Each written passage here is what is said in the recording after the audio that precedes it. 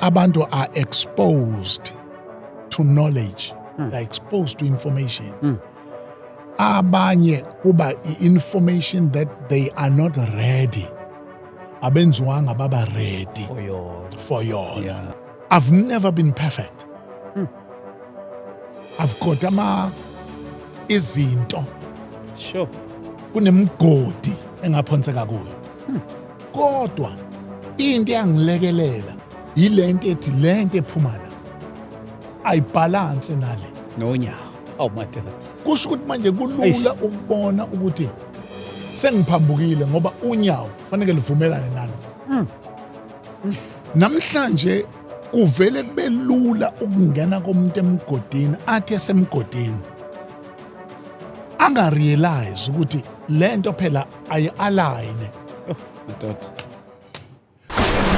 I-SG Media iwethulela inkonzo enkulu ebizwa ngenkonzo kamoya ngomhla ka-2 May 2026 indawo eThekwini eMkhumbane uMkhumbane Community Hall ngo-10 ekseni. kanti isikhulumi lezi Bishop SP Ndlovu, Bishop PR Chiliza. Prophet K Mthethwa. For more info 0788 417 844 noma 071 772 0166. Ungakhohlwa ukuthi kumenya bonke abantu abadinga umthandazo, abantu abadinga uNkulunkulu kuleya ndawo. Outpouring of the Holy Spirit. lena inkonzo kamoya.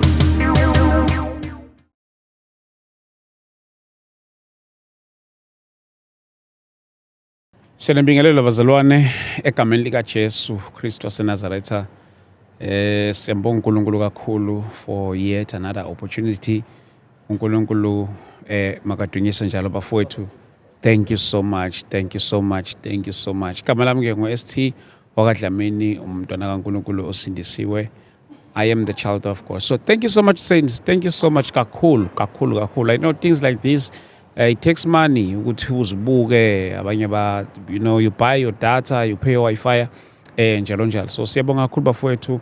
uNkulunkulu makanibusise makanifihle nonke lapho emakhaya egameni lika Jesu Kristu waseNazaretha. And today ke I'm joined by ikhehla lami elisivakashele lapha once again egameni lika Jesu Kristu.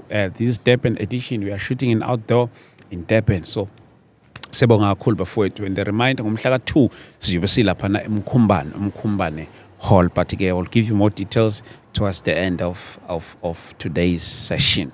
But before we start, since it is a Christian platform, ngicela ukuthi ke sicele enkosini, and then we go straight to our today's chat. Heavenly Father, we thank you in the name of Jesus Christ for granting us this opportunity yet again. In the name of Jesus, we pray, O God, uNkulunkulu othengcwele egameni lika Jesu Kristu ukuthi enkulumeni zonke sizenza lapha kule ndawo kuphakama udumo lakho, kungavela amagama ethu.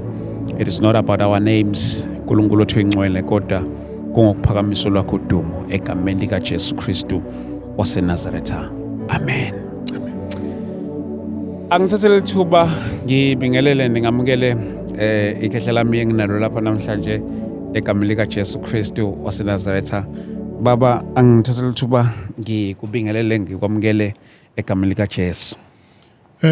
Ngiyabonga kakhulu sibalikhulu ukuba ngithole leli thuba lokuzohlala nawe kanje. Amen. uNkulunkulu makakubusise.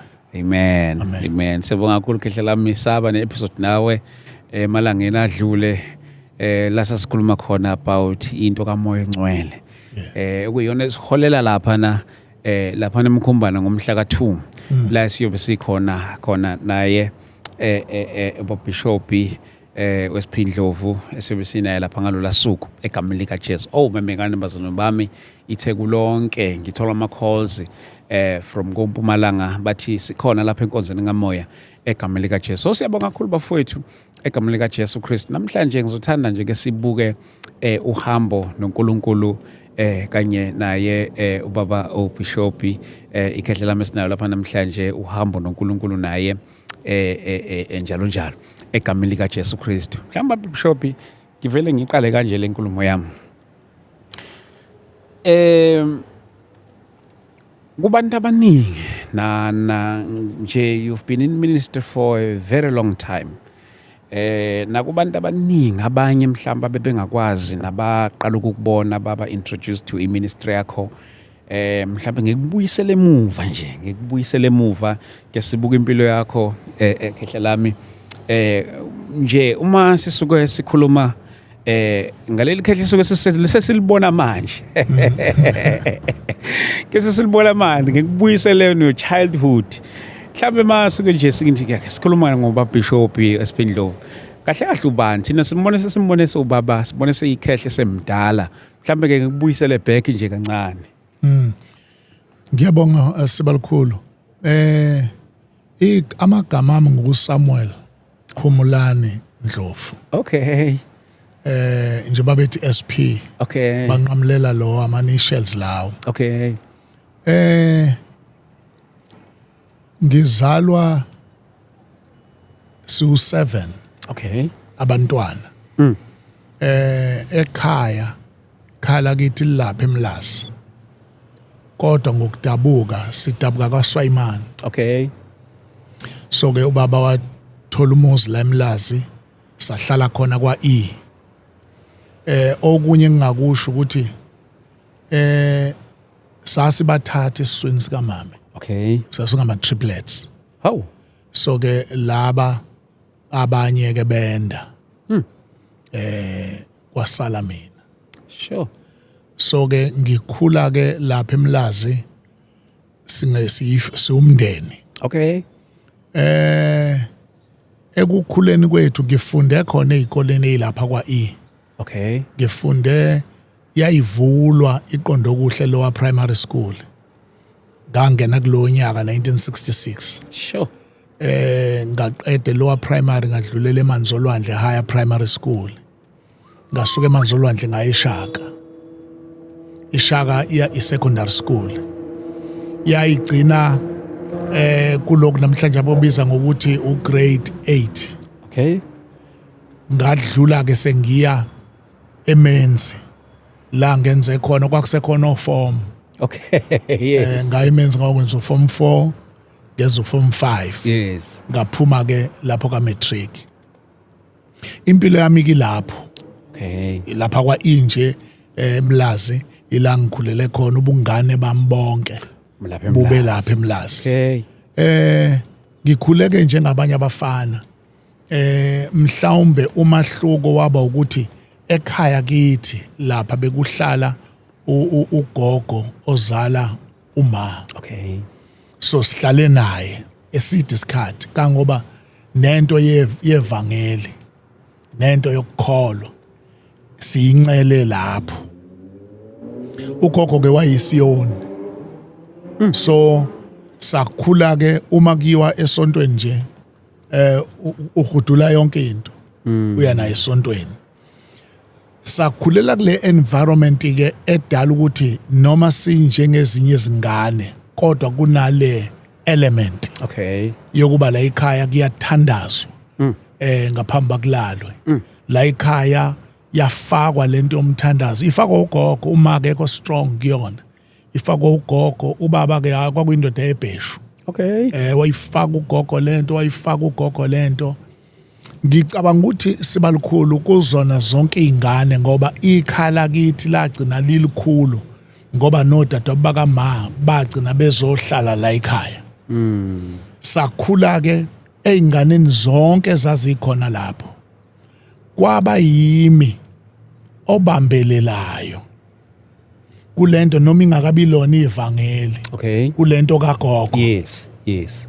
Ngabambelela kuyo ngagcina noma sengikhula ngagcina nami sengizithathela isinqumo ngangena ngasonto eyona. Okay. So ke angisona isiyoni esincane. Ngisiyoni esikhulu. Yes. So ke baningi nje abakhona manje abavelele iyoni engakhula nabe biyonini. Sure. So ke uma ke kuhamba kwathola khona udadewabo kaMa uNeli. Okay. Okuyena owaye emncane kubo. Okay. Wasindiswa. Ekhonza lapha ya kwakusakhonzelwa eLindelani iAssembly of God. Okay. Yayisakhonzelwa eLindelani, kukhona abakhonzela kwaK ebandleni elaliphethwe umfundisi uTembe. La eLindelani esikoleni kukhona ubaba uDonda, baningi abafundisi ababekhona belo beshintsha. Iqala lapho ke indaba. Okay. Basibagcina iAssembly of God ithola isite kwaD lapha la bekhona manje. Oh, okay. Kwakuyindlu encane nje eyakhiwe incane kunaleya. Utatoba kamake usho ukuthi lento yami yokubambelela kulento. Aloke engidonsa engimema. Okay. Angimemele Assembly of God. Okay. Umuntu ke odlale indima ebalekile ekusinisweni kwami utatoba kamake.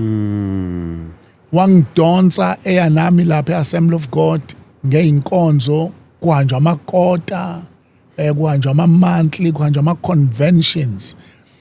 Lento ke into engafike ngayithola uthando. Sure. Abazalwane lesa sikhathi esinye isikhathi babe nothando lolo lu-tangible. Uthando oluthintekayo. Kwangabi ukuthanda ngamazwi. Wawuluza uthando mawufika phakathi kwabo ukuthi le ndawo igcwele uthando. So ke iyona nto ke engafike lapha ngayikha uthando lwabo. Ngalo ngiqhubeka ebuyonini bami. Okay. Ngiye la, ngiye ngala. Okay. Ngiye ngala, ngiye ngala. Uma ke sengizinikela kuJesu, bekukade kuseLamontville kukhona i-youth rally. Okay. Eyayihostwe ibandla lase-Assembly of God eLamontville. Ngayi-attenda kushumayela umfundisi uMV Nkomonde. Baba Nkomonde. Okay. La khona ashumayela khona leyanto eyenzeka. Angikwazi ukuyichaza ukuthi kwenzekani. Ngoba kwathi kubizwe i-altar call. Ngabo uqala kuya kwi-altar call. Ila ke ngizalwe khona ngokusha. Ila ke khona lenhlansi iqale khona. Okay. Uma ke into ehlekisayo ithi uma ngase ngangayi kokhonza eAssembly of God. Nginento ethi lento engiyizwayo nalokho attenda kwami eAssembly of God ngilongizwa kufundiswa. Angihambe phela ngokhanyisa. Lapha ya eyoni enginazo. Iyoni isindisiwe ke zaseyivela kancane. Ngalesi sikhathi. Yeah. Ngiyakhumbula nje ukuthi kwakukhona umfundisi wayesemondlo oyisiyoni owayisindisiwe. Abanye kwakusonto sikusonto nje. Kodwa nje iyoni isindisiwe. Lo mfundisi wayebalulo kuthiwa izana isindisiwe semondlo. Now ngathi ke mina uma sikhona emondlo sizoba khona la eMlazi. Ngisonto iyoni ke la kwa FM Lazi. La siphethwe khona. Okay. Ayike lasha ivangeli. Lasha ngaphakathi. Nga-attenda lapha. Ngadla. Ngabuya ngazothulula la. Ngadla. Ngabuya ngazothulula la. Oh my God. Kangangokuba sibalikhulu ngaqala into yokuthi ngoba ngase ngimkhudlwane iyona. Ngiyakhumbula ukuthi kuyiyona engangikuzo ngase ngu-general secretary waso. Ngaqala inkonzo emabranchini azo zonke ezazingena ngo2 ngomgqibelo. Kuthiwa inkonzo zabasha. Okay. Kulezi inkonzo ngangithi mangifike ngiphethe imegaphone. Ngiqale ngimemezela indaba kaJesu endaweni. Bese ngithi siyangena la. Uma kungenwa la zasindiswa iyoni ngaleyo project. Nala ngaphakathi zasindiswa. Kwatholakala ukuthi ngisindiswa ngiyadla ngale ngiyathula ngala. Ngiyadla ngale ngiyathula ngala. Kodwa lento yami yokungabi stable lapha. Ngiyalekha kwi-character. mangikhuluma lekha kwi character hayi ukuthi khona izinto ezimbi engizenzayo Yes. kodwa ukuthi mangiyidlulisa lento ngiyidlulisa kanzima Okay. ngiyalwa Okay. and kimi khona neenga ethi besifihlelelweni lento so kwathola ukuthi lento iyalinyakazisa ibandla Okay. until ubuholi bebandla bathatha isinqumo sokuba bungibhalile incwadi bungicele uthi hayi besicela ngoba naku usuthola uJesu ukuthi usigudlukele uJesu uma usafuna ukuhlala la miyeke uJesu uhlale la so ngaleso sikhathi uNkosazi wami wayazi indlela esidlule kuyo oqala Okay. ovela wathi hayi asambe ngeke siqhubeke sihlalela lento oyitholile ngiyibona ingisize ekhaya Okay. isiza impilo yethu yomshado sasivele siphuma ngempela ke uma siphuma saza siyapi ngangingadecide ukuthi ngiye Assembly of God ngahamba ngagoduka ngaye ekhaya incwadi ngayinikwa kumgqibelo ngikhona sirana lenkonzo yabantu abasha esasirana ngo2 o'clock ngathatha incwadi saphuma sagoduka saya ekhaya safika sahlala nje ekhaya kuthe sihlele ekhaya kwadlula isonto elilodwa ngabona kufika indoda engangiyihlonipha engangikade ngiyibone emncwabeni kagogo ilandwe utatuwa kaMalo ngisho ukuthi uNeli Okay. umfundisi uMF Donda Okay. uyena owafika ezoshumayela enkonzweni yakusihlwa leyenziwa ngolwesihlanu kuzingcwatshwa ngomgqibelo wafika washumayela powerful uma ngithi ngihlele ekhaya ngivele ngimbone nangesangweni Imadoda. ngisukume ngithuke ngithi mina le ndoda ibekwa yini ngisuke ngigijime ngiye khona ngifike ngivule esangweni angena ngibingelela lo katsheni siyakhuleka ekhaya angena ahlale phansi uma ehlala phansi masixoxa besethi hayi Ndlovu kukhona okuhlebile kumina njengoba ngila washo wangibikela ukuthi lapha kade ukhona indawo ikuphelele Oh my. ngenxa yalento oyitholile Yes. so ke mfowethu ngizokukhuthaza futhi ngizothi kuwena sukuma sisebenza Madoda. ngizwile ukuthi ubesebenza lapha Eish. awuma umsebenzi ngenxa ukuthi kuvalekelwe eminyango sikhona akusetshenzwe ngaya kanjalo Assembly of God Oh. lento yafika zongilanda ekhaya Oh yes, yes. kasukuma nomndeni wami wonke sahamba saya Assembly of God wathi efika nje wangi-introduce wathi le ndoda uNdlovu lo nefamily yakhe balapha kwaJ bayihlobo zikaNeli Ngubane soke nje wabe la sizokhonza nabo le ndoda kindoda esebenzayo sizosebenza kunye nayo kwakufika kwami ke ngahlala phansi ke manje Okay.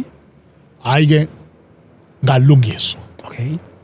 yasetshenzwa impilo yami day in day out angithi sengikhonza manje kusukela ngomsomluko kuze kuyoshaya isonto lapha inkonzo ziqhubeka one way Sure. asike isikhathi ukuthi uhlele ekhaya Sure. isikhathi osibona uhleli ngasekhaya yilesi othi wena hayi ngoba ulesibili inkonzo yomakoti hayi ngoba ulwesithathu inkonzo yeintombi asingeni ilezo insuku but lezi insuku baba uDonda nango Kuyakhonza. ungifaka emzini yabantu Yo. sangena imizi yabantu ke uJay sawunabisa Sure. sadlula sangena kwaK sadlula sangena kwaM ama sections lawa engisebenze kuona nobaba uDonda close ngu-MC wakhe njengoba ngu-MC nje ngizoba u-MC kuvele ngelanga vele angafiki bese vele ngifonela ethi mfana angizi lapho uzoshumayela ukhona ozoba u-MC ngithi ngifika nje hawu sengizoshumayela ngishumayele ngithi ngifike endlini kube ngingena ucingo lwakhe athi hayi sebengitshelile ukuthi into yakhe iyathimlisa qhubeka ngakusasa afike ngasebenza ke close naye iyona ke ndoda noma ngizalwe ubaba uNkomonde kodwa iyona ndoda engibhilonge Wasebenza kwi-local eduze. church yayo yaze yangilauncha kwi-ministry ngasebenza naye ngafunda-ke iningi izinto wayethi kumina Ndlovu indoda ifunda ngokubona so-ke la ngikhona iba khona wayengenamoto Okay. ngangiseva ngemoto yami Okay. wherever la ifuna ukuya khona ngisho emsebenzini ngoba vele ngangisemaphoyiseni ngizothatha i-leave mefuna ukuhamba nje ngithatha i-leave ngimthathe ngimusa lapho la ifuna ukuya khona so-ke that's how committed I was kulento yenkolo yobuKristu engiyitholileyo Uqhuba nje lo msebenzi uvele usuqashiwe ngasho yasebenza. ngisemaphoyiseni Oh, okay. semaphoyiseni Ha. semaphoyiseni Mhlawumbe ngizongena nakule ye-ministry. Njengoba usemaphoyiseni nje uvela ngithi kwakudala kwakusetshenzwa ukuthi usebenza phakathi ney'nsuku. Uyibhalansisa kanjani ke lento yomsebenzi na lento isifuna manje ukuthi njengoba ngisemaphoyiseni angizama ukuthola ama-units angivumela ukuthi ngisebenze phakathi ney'nsuku ngishayise ntambama ngo-4 sengishayisile ukuze ngisenkonzweni ngemgqibelo nangamasonto angisebenzi yabona isikhathi esiningi emaphoyiseni ngisichithe kuma-unit anjalo Okay. lapha kobaseshi Okay. lapha engisebenza khona lapha ngiseka uniform kwakungihlukumeza ngoba uthola isikhathi ukuthi kuyakhonzwa emini ngesonto ngisemsebenzini Okay. mhlawumbe kusikhathi manje ngizoze ngigcine ngenza ukungathembeki emsebenzini ngoba kodwa ngalosikhathi ngithi pulukuju Oh, yes, ngifike ngikhonze bese ngibuye so ke ngafuna lawo ma unit anjalo uNkulunkulu ke muhle wangilekelela ukuthi kwakhona emaphoyiseni ngingahlali isikhathi eside kuma ranks aphansi Okay. ngasheshe ngakhuphuka ngama ranks and once you become an officer kusuka sekuxeka ngoba usuke usuthola ukuthi usebenza 8 to 4 kama weekend awusebenzi Okay. Okay. and lapha emaphoyiseni mina emaphoyiseni ngisebenze kwaChaplain. Okay. Chaplain it's a spiritual support office esupporta amaphoyisa einkonzo imncwabo zonke lezo zinto ezidinga spiritual issues emaphoyiseni lelo office la kwaChaplain sekuthiwa i-spiritual office nga recruitwa ngaphakathi kwafika nje umlungu John Ace owayiphethe office lelo lama-Chaplain weza kwi-unit engangisebenza kuyona wathi le ndoda sizwile ngayo Oh my God. manje ke siyayicela ukuthi ayiye lapha kuthina ngaya kanjalo kwaChaplain ngayosebenza ke manje sengiministerisha within the uniformed forces Okay. ngaba umfundisi wasemaphoyiseni ke Hey my dad. Ha. yabona kangoba ne-ordination yami engayithola ngayithola ngenxa yaloko ukuthi ngenxa ukuba la sengisebenza office labefundisi emaphoyiseni manje kufuneka ukuthi ukuze ngigcwale ngoba angathathwa as a chaplain's assistant kodwa ukuze igcwale kufuneka ordination and then ibandla did not have a challenge ngenxa yokuba i-track record yami kulo Iyacacile. yayicacile ukuthi lo muntu no ikhona into ebingenile so bangenza i-ordination then ngangena emaphoyiseni ke ngaba yi-fully fledged chaplain in actual fact KwaZulu Natal I was the first chaplain onalesi sikhumba kwakukhona abelungu bodwa Yo. amandiya alandele emva kwami kodwa nje okuqala kwaba yimi Hey my dad. Ubugebengu babo bunjani ngalesa ikhathi compared to insuku zethu zezamanje? ubugebengu babuvele bukhona Yeah. kodwa ukusho ukuthi isikhathi esasikuso kwakuyisikhathi sabantu ababewasaba ama-institutions khona abantu ababengawenza amacala ngoba besaba amaphoyisa besaba ukuboshwa uyabona umuntu engafuni ukuba ne-experience yokuboshwa Yes. kwabona abantu kwakubonakala ukuthi unembeza wobuntu nje hayi wokholo usekhona kubantu yabona akufani namhlanje isikhathi namhlanje sishintshe kakhulu yabo sishintshe kakhulu namhlanje abantu abakusaba ukuboshwa yabona abantu abasaba ihlaza abasaba lutho nje yabona abantu baziphilela ngendlela abafisa ukuphila ngayo so kumahluko walesi sikhathi nalesi ileso ukuthi we had abantu ababe nonembeza engicabanga ukuthi wawustrong kubo ubavimba ukuthi bangazenza izinto ezenziwa namhlanje babezenza kodwa beyimbijana kubonakala ukuthi akuyona into abantu abaphila ngayo So kulula nokubulala umuntu kulezi insuku Kulezi insuku, manje. Yeah. Sokuyinto nje encane. Usuphendulile eminye imibuzo yami Bishop eminye ebekade nginawo usuvele nje wawucover wonke lo ebenginawo lapha ngaseqaleni.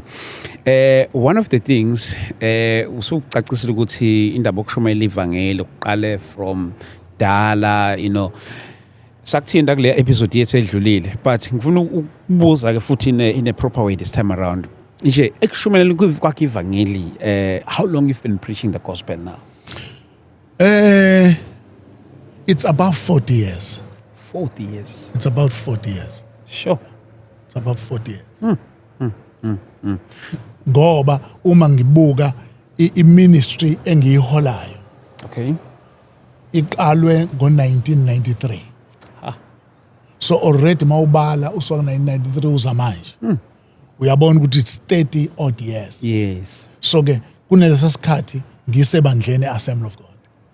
Kunalesa sikhathi ngiseyona. Yes. So it's over 40 years. Ekushumayeleni ivangeli Bishop kuleya minyaka kudala ndokushumayela ivangeli einsukwini zamanje. Yazi manje siphile esikhathini so social media njalo njalo. Izinto igcina kubalula uku-access information. Kodwa nje umehluko phakathi kwalezi zikhathi zakudala nezikhathi zamanje ngabe umehluko omuhle noma ngabe umehluko omubi nasebunzimeni nje bekushumayela ivangeli. Uma ngifuna ukubuka lesa sikhathi nalesi. Okay. Lesi sikhathi sinomsindo omningi. Lesi samanje. Sinomsindo omningi. Abantu are exposed to knowledge. They're exposed to information. Abanye kuba information that they are not ready. Abenziwanga baba ready for yona. Yeah. So therefore uma ifika le information kunokuthi ibasize ekukhuleni ibisiba konke inhliziyo. Bangabe seba open ukuba bezwe anything else. Oh my God. Lesa sikhathi ivangeli sasilincela from obaba ababelishumayela. Silincela kubo nje abakuncelisi kuphela ule. Bayihlo even. Yes. Ekunyatheleni kwakho. Okay. Osho ngenye indlela usendlini you are within le body of believers. Ababhekile kuphela ukukhuluma kwakho babheke nokunyathela kwakho. Sure. And lento was emphasized. Yo. Ukuba musukukhansela into isho ngomlomo uyikhansele ngokuhamba. Sure. It was emphasized. So ke ngenxa yomsindo omningi abantu baba exposed to this information edala ukuba the understanding yokuhambisana kwalokho nalokho. Hey my God. Yo. Inciphe. Yo. And mind you, nathi I've never been perfect. I've got izinto Sure. kunemgodi engaphonseka kuyo. Kodwa into yangilekelela yilento ethi lento ephuma la ayibalance nale. Nonyawo. Oh my God. Kusho ukuthi manje kulula ukubona ukuthi sengiphambukile ngoba unyawo fanele livumelane nalo. Namhlanje kuvele kube lula ukungena komuntu emgodini athi esemgodini anga realize ukuthi lento phela ayi-align. Oh my God. Ngoba lento edala ukuba ufuna ukuphuma. Yo. Usilula isandla sokuthi ngikhipheni ngisemgodini. Ish, my God. Yini ngoba ulwela ukuthi lento ingakhanselwa yile. Yo Bishop. Yabona? So ilapho ke into yethu ukuthi namhlanje ngenxa ukuthi information iningi ifika kubantu abangakabi ready for yona. Kunokubibalekele ivele iqinisa inhliziyo zabo.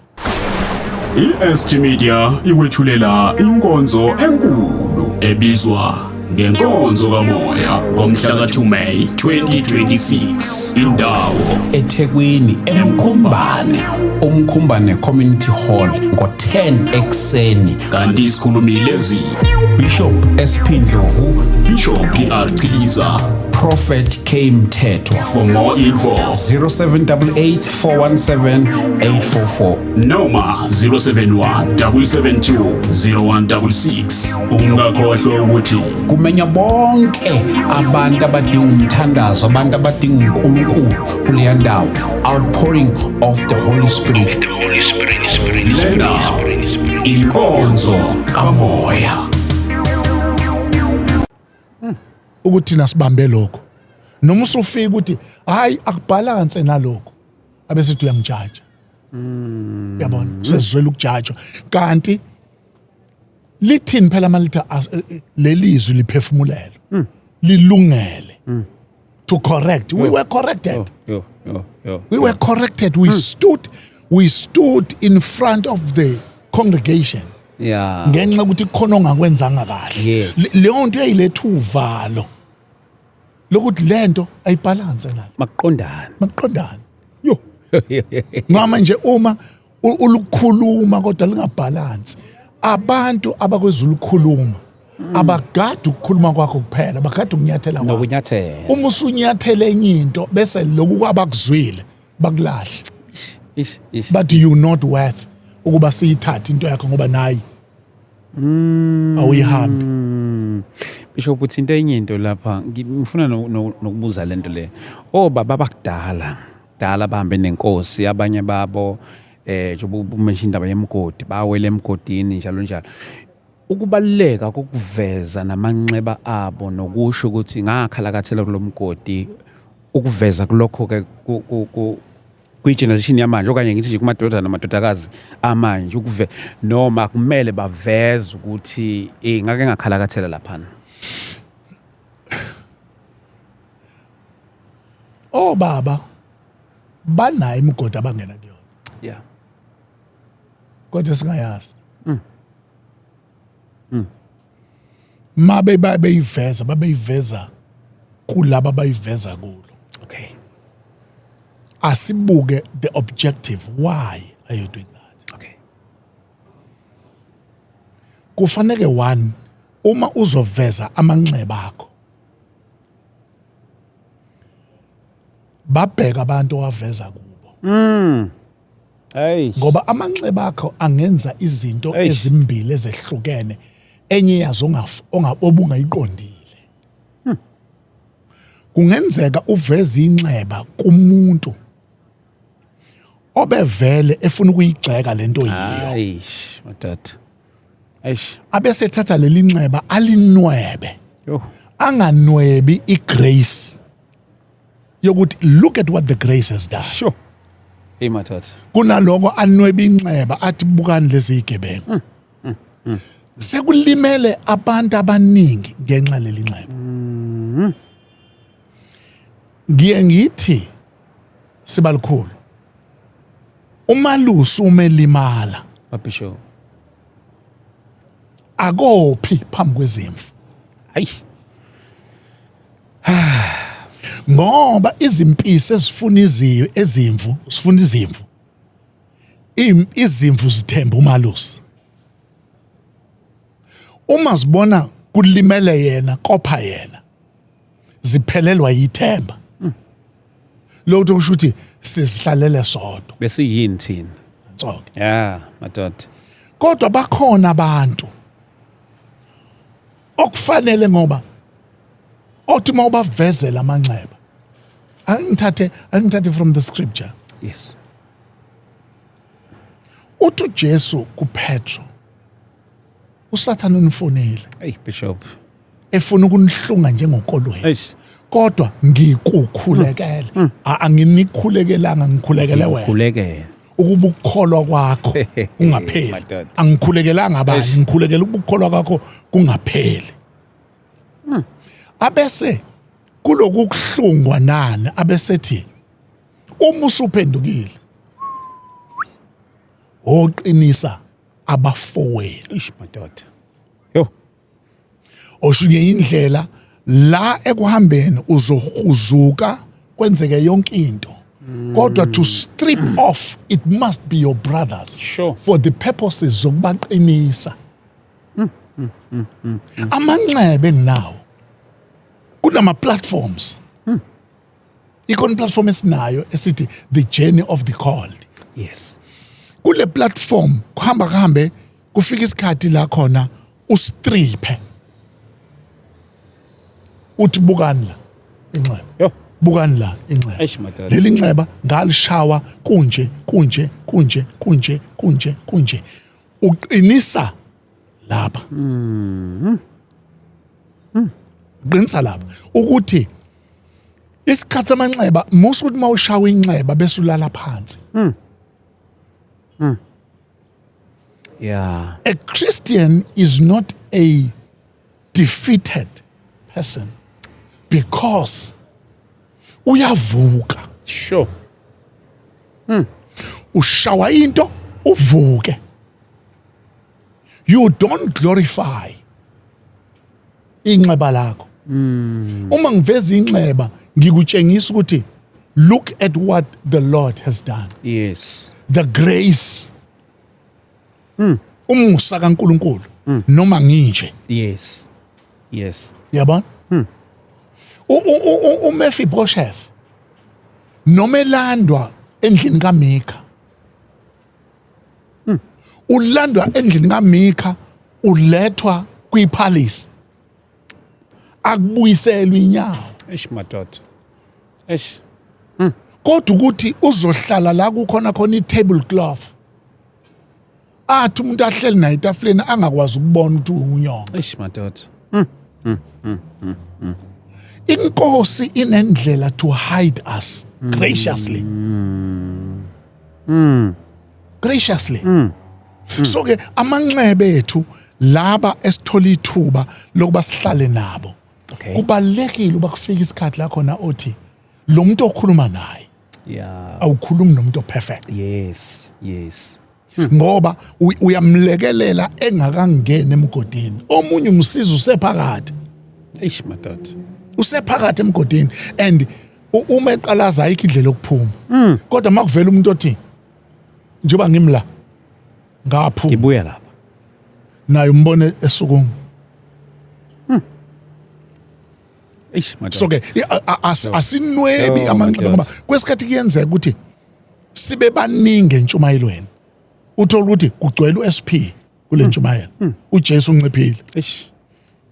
Eish. kanti fanele intshumayelo igcwala uKristu Then nomshumayeli. umushumayela anciphe ngingako singame emapulpit and preach our experiences Sure. yabona asishumayela ama-experience ngoba ama-experience masiwashumayela ane-tendency to mislead people kube ngazuthi uze uNkulunkulu akusebenzise fanele kuyodwahla emgodini no it's not so bakhona abathathe our brothers Yes, esebenza nabo yes. khona abapostoli uNkulunkulu abathathe ebusheni wahamba nabo uzebe manje Sure. uzebe manje abakaze baphume eceleni kodwa bakhona laba abayithi Eish, Bishop. abahamba bashawe izinto endleleni bashawe izinto endleleni kodwa uNkulunkulu unento kwesikhathi yabona ushaye kuzuthi ayikusho angibiziwe Sure. usho I don't qualify angivele ngihlale phansi kukhona isikhathi njalo kwesikhathi njalo la khona othi noma umile uthandaza uthi inkosi angisathandazeli ukushumayela angisaphendukeli ukushumayela angisaphendukeli ukushumayela ngiyaphenduka ngithi inkosi angihambanga kahle Eish. angisho ngamukela uJesu kodwa ngithi angihambanga kahle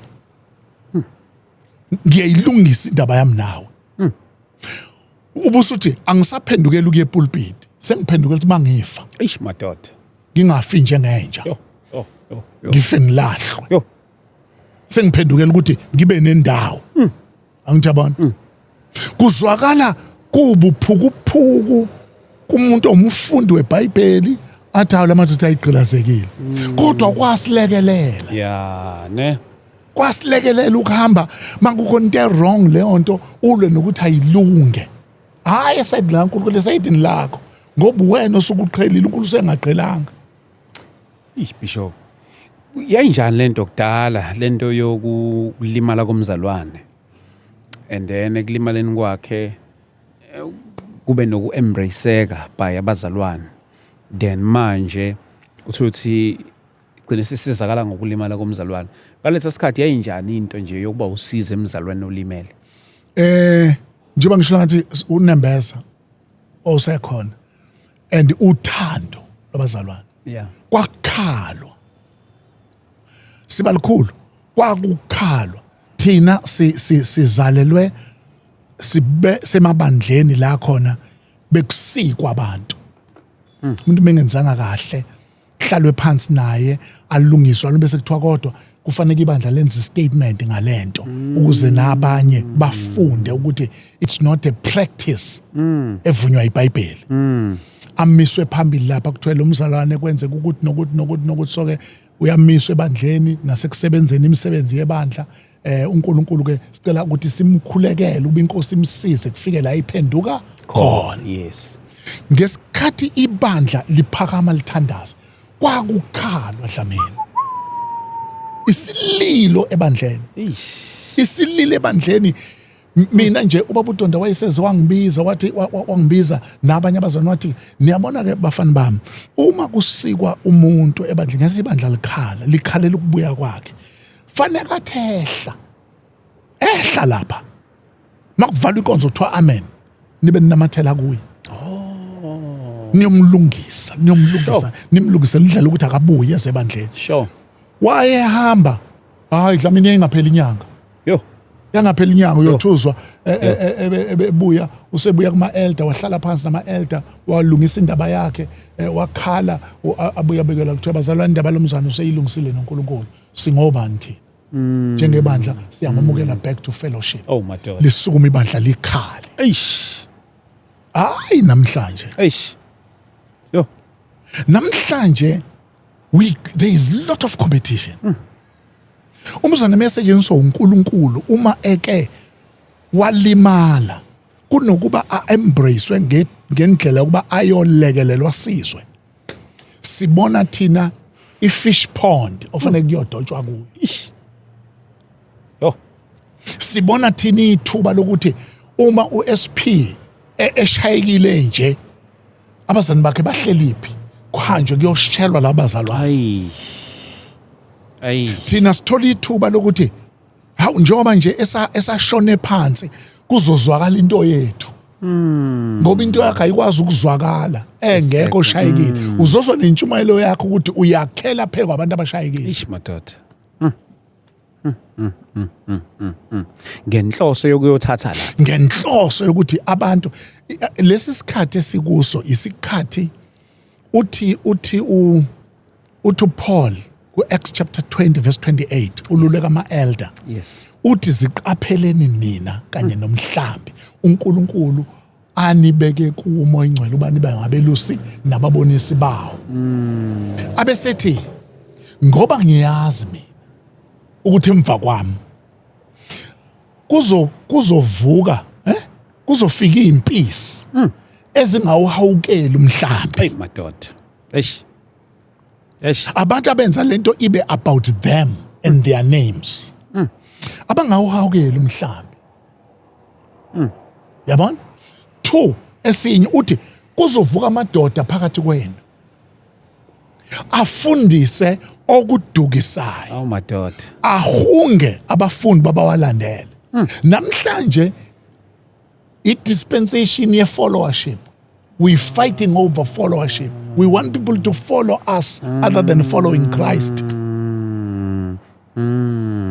yabona bishop lento ishoyo izwa yabona nje ku social media bangavela umuntu emisenge kuvela umuntu athuka emisenge akhuluma kabe ngoJesu akhulume kabe ngoJesu bancane abangalwa kodwa mangavela umuntu akhulume kabi akengibekise mhlawumbe ake ngenze umzekelo ngami sengiledi ibandla akhulume kabi ngami maningi amathuba ukuthi lo muntu banga-attack ngoba ukhulume kabi ngami as umfundisi wami ngoba umlandeli wakho bomlandeli iso lesikhathi ila khona we are making our followers So noma ngakudestroya as long mina I get a followership. Sure.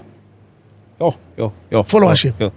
You can actually tear your brother apart for the sake yokuba wena ube prominent. Yo, my God. At the expense of your At the brother. expense of and labantu abakulandelayo bakulandele nawe you can't guarantee ukuthi abakho ngomhla na ushayeke Bo, thola omunye. koqhamuka omunye oyothatha isilonda sakho Abe asivula relevant sinwebe now. abese belandela yena kulandelwa abantu more than uKristu. Ish, my daughter. The type of messages that were preached long ago and the messages that we are preaching now, ngabe ayafana kodwa Bishop.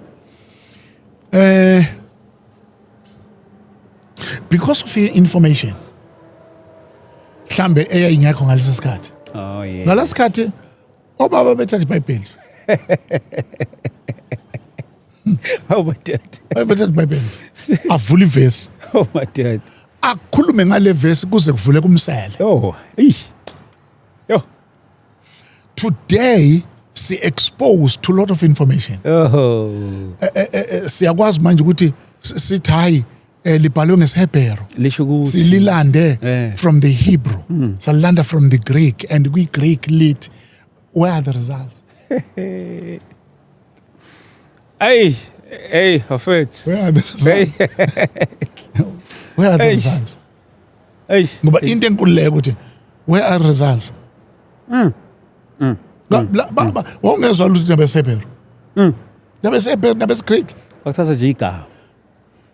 ngokuba uNkulunkulu walithanda izwe kangaka waziwanikela ngendodana yakhe izelwe iyodwa kuba yilona lo kholwa yangabhubho bayinophilo phakathi supuka idindi Sure. izungeza lapho awulazi esiGreekini Kuze kuvuleka umsele. uvule kumsele sasindiswa lapha sindiswa ngesihebheru nesiGreek amadoda ayiphethe iBhayibheli lezulu Yeah, my dad. what iBhayibheli lezulu avule iBhayibheli lezulu Yeah, ne? yeah afunde la isiZulu umoya ingcwele echachisa hayi isiGreek hayi isihebheru chachisa umoya ingcwele achachise kuzalwa abantu kuzalwa abantu. Bishop, in your journey in ministry, I remember I used to ask these questions. Kona wonke amadoda kaNkulunkulu anokuzivakashela. Ukuthi, do you have anything ongathi le I wish ngathi ngaba ngayazi kudala in my journey of ministry? Okay. You see, in ministry, njengobusho, the challenge is that you don't stop growing. Yeah. You don't stop growing. Yes. You keep growing. As uNkulunkulu ekusebenza, you're growing. As uNkulunkulu ekusebenzisa, other people are growing. Yes. So ke zikhona izinto obonayo kuba lezi zinto ngazazi. Then I would have done things differently. Angitshengise enye yazo. Okay. For a long time. Into your church administration. Ne background yethu. I-background yethu, there were no computers, there were no membership forms. Yayingekho into enjalo. Kodwa sasigcwala enkonzweni. Yeah. Singadonswa yiphepha engilisayine nebandla. Udonsa uthi umoya ingcwele has made you to be part of that body. Sure. Kwahamba angazi laphi yaphakama indaba ye-administration. Okay. Senza ama-forms sabafaka ama-database. Uma sibafaka ama-database angani masacaba ukuthi ama-database wena azobagcina yini. Bakushiya ne-database bahambe. Ish, my dad. Usalele. Hey, my dad. Uyabona usho ukuthi as much as administration is important but umlilo la ebandleni okuyiwona obamba abantu ubukho bukaNkulunkulu lapha ebandleni abubo priority number 1 Ay madoda. Eish. Yo. ukuze ke noma ubafaka i-database awubafakeli ukubabamba Yes. kodwa ubafakela ukuthi izinsiza abazozidinga Yes. ezidinga ukhulume from le system ukuthi no uyimember libandla from such and such a time yabona uhambe naye ziningi izinto one of my experiences ngoba le noma siyithatha kancane one of my experiences one guy from our church waboshwa Okay. wayisebenza emkhumbini Okay. waboshwa eboshwa neimpahla okusolakala ukuthi uyintshontshile wabathe uyayichaza into yakhe wabathe uyayichaza into yakhe kwadoda ayizwakali uvele emkhunjeni uboshwa nalezi zinto abese la ekukhulumeni kaZaveza athi ngumzalwane mina angeke ngitshontshe lezi zinto ngizithole legally it's just that I can't produce a receipt manje kodwa ngizithole legally athi me evesi ndaba ukuthi umzalwane yena usinisiwe ini ebese ishift iprosecution ifune iprosecution ukuthi imchallenge ngoba useveza evidence eveza yena Okay. ngaphekwa lezi Okay. ufuna ukujustify kuba ngalezi zinto ngenxa yakhe Okay. kodwa who can vouch for that Sure.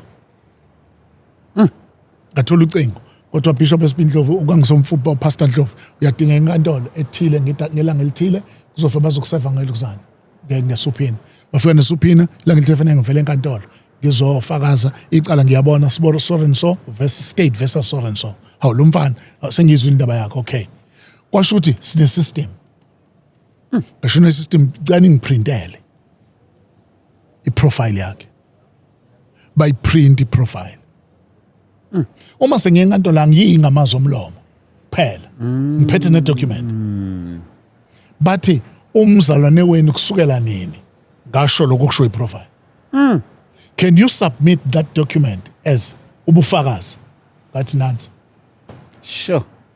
lo mfana waphuma kulelo cala Hey madoda.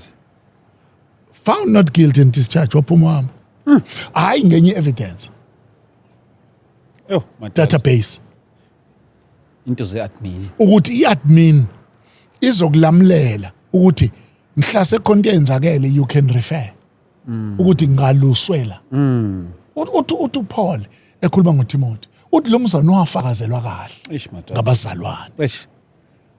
yabona wafakazelwa kahle now this is a good testimony etholakala within the perimeters of the local church Yeah. Yeah. that's it Yeah. Yo, Bishop. Sikwi generation lesikuyo njengamanje. If you were given an opportunity to fix anything ekhona njengamanje, eyayingekho kudala, mhlambe yini leyo?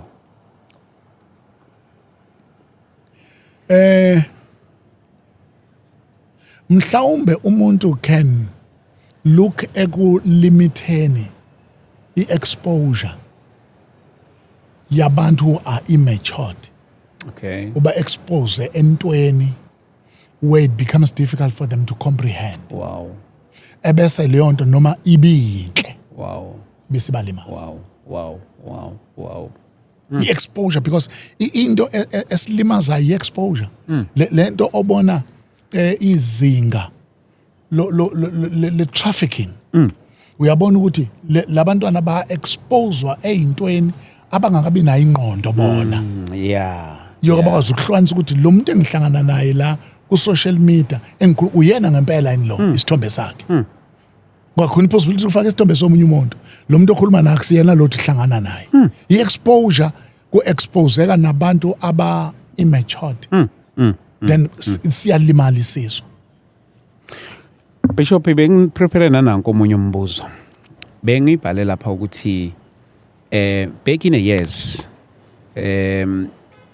i-salvation back in the years and nowadays ngicanthe ezinye zezinto nje kuyi-conversation yethu ubonakho ukuveza kodwa sengithi nje ngikubuze specifically nje ama-differences akudala namanje. I think kudala nje nami ezinye izinto engangizwa kuthiwa kwa-emphasize iy'nkonzo zey'nhlambuluko, ku-emphasizewa iy'nkonzo njalo njalo, you know.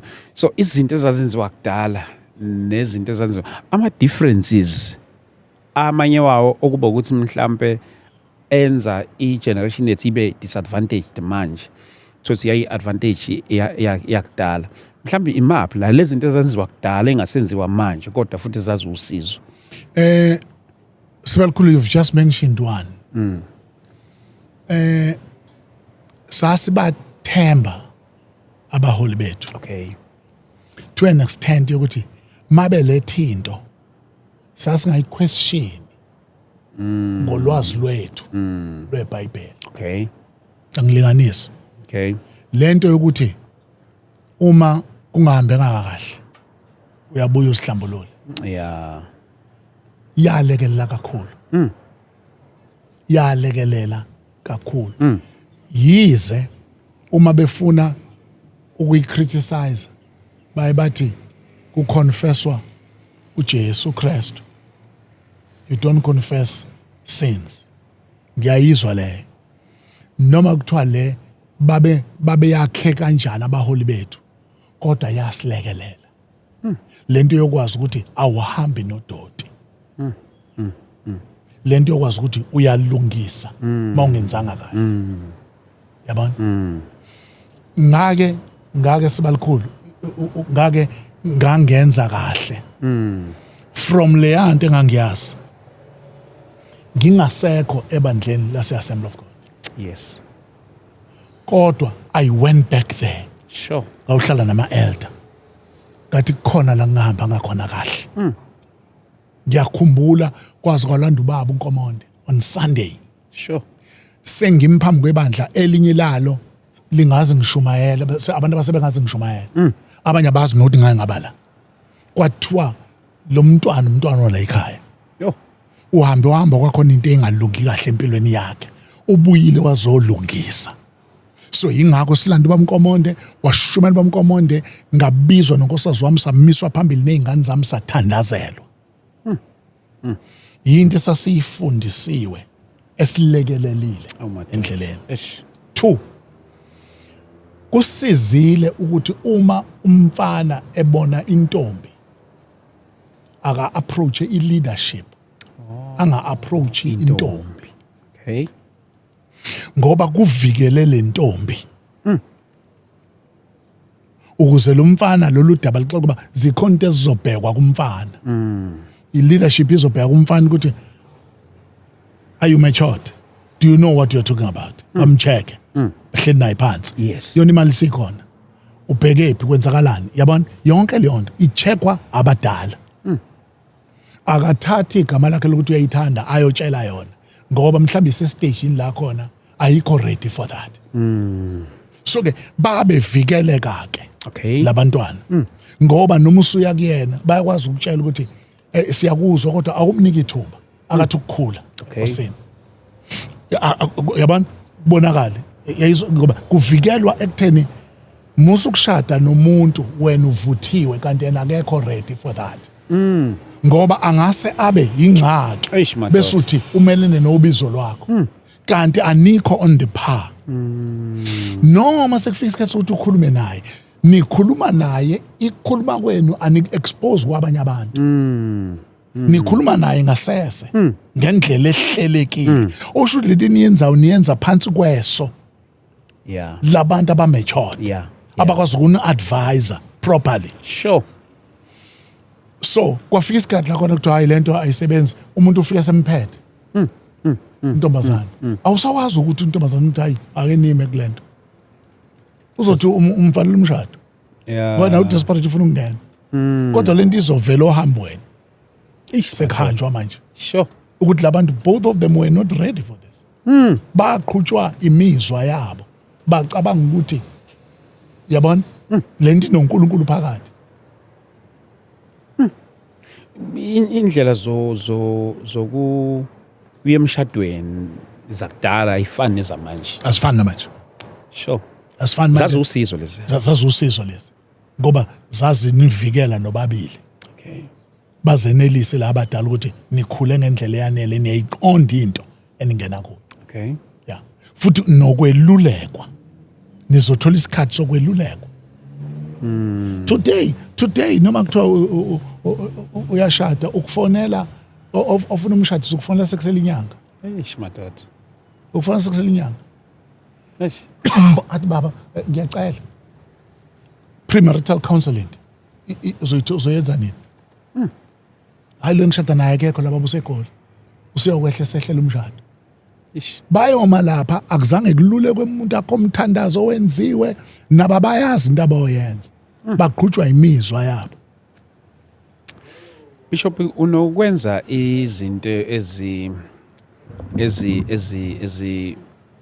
kulaba fowethu abangangami nabancane nabadala kunami ubabize wenze lezi zinto lezi ubanikeza umphako ohambo lobizwa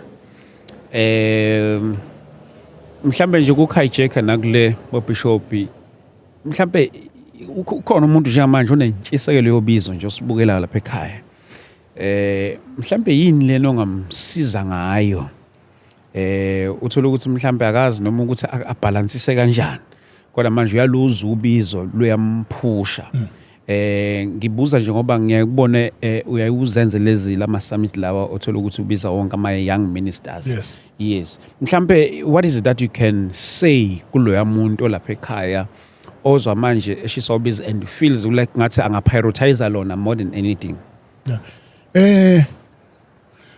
Ungangeni obizweni ngenxa yokuzizwa.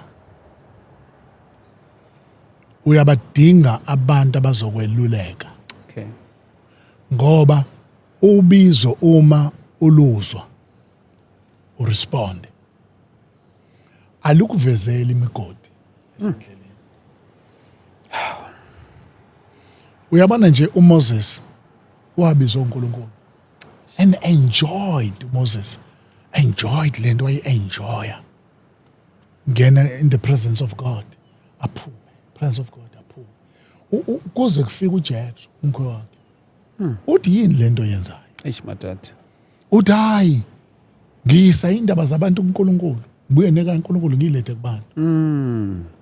Uthi uJethro lento yenzayo ayinhle. uNkulunkulu akamtshelanga uMoses ayinhle lento. Eish madoda. uNkulunkulu enjoy i-fellowship noMoses. Uthi uJethro ayinhle lento yenzayo. Futhi befika nje ufika uhamba nezingane zikaMoses. Nonkosikazi kaMoses. Ngoba Moses ngokwakhe uphelele la. Yeah. Kanti usekhohle ukuthi nonkosikazi unezingane ezasala. Ufika nazo uJethro uthi ayinhle lento. Uthi kuJethro uzokhathala. Nalabantu bazokhathala. Funa abantu. Eish. Uyabona ukuthi ubizo can consume you. Yo. You can die. Yo. Ufika kanti usafa uKristu. Yo. Ufele into engafanele ufe kuyona. You need guidance. Uyabadinga abantu abazokweluleka. Uyabadinga abantu abazokukhuza ngesinye isikhathi. Bathi ungenzi ngalendlela. Ungenzi ngalendlela. And kube umuntu ngivamisa ukuthi ngithi kungabe umuntu ofriend wakho. Okay. Ngoba ufriend wakho niya negotiate. Yes. Kodwa if it's a fatherhood figure. Uyasho. Akakubuza. Uyasho nje asho ugadisitsha ukuthi abantu akashintshe umlayezo wakho kodwa ugadisitsha. Sure. Ukuthi isitsha singaphahlaki sichithe lokho kubekwe kuso. Ish madoda. So uyadinga to be under guidance yabantu abazokulekelela endleleni. Nokuthi mawehlelwa izinto ubuyela kubo. Uyothi sekwenzeka ukuthi. Yes. Sekwenzeka ukuthi. I challenge of the upcoming ministers ile yokuthi bangena nje bangisho ukuthi information igcwele yonke indawo. Bangena bazitshela ukuthi this information is going to sustain them. Kanti information will not replace a fatherhood figure. Sure. Oh. Uyadinga nje kube khona umuntu okukhuzayo futhi mase ekhuzile usubmit kulento ukuthi mayise ngikhuzile ngiyama ngiyama ekhaya nje sake lapha ekhaya angisazi kwakwenzeka into engimnandi ekhaya kwami Okay. ubaba esekhona esaphila Okay. baba ngizalayo yangabe mnandi ngavusa umhlwenga ngathi ngizoshaya umuntu ovela uNkosazi wafona ufonela ubaba wathi nangu uphumlane ethi uzosishaya la ekhaya in ngathi ngibona kuma iveni kababa la ngezansi yanethi yama la iveni lwehlula kalisehliswa iveni Yeah. isama nje Yes. wathi mengenwa ngene phethe iqhabanga isagile wafuthi makoti yenza itiye Nkosazi wangena ekitchen wenza itiye wamnikeza waphuza wayesevele ngikhomba ngomuntu wathi na hlona into yenzayo la ekhaya akumhlangano akho kubuza two sides of the story awudinga umuntu two sides of the story khona into ezingafuni umuntu wa two sides of the story what nje le nonsense yenza la awunangane wena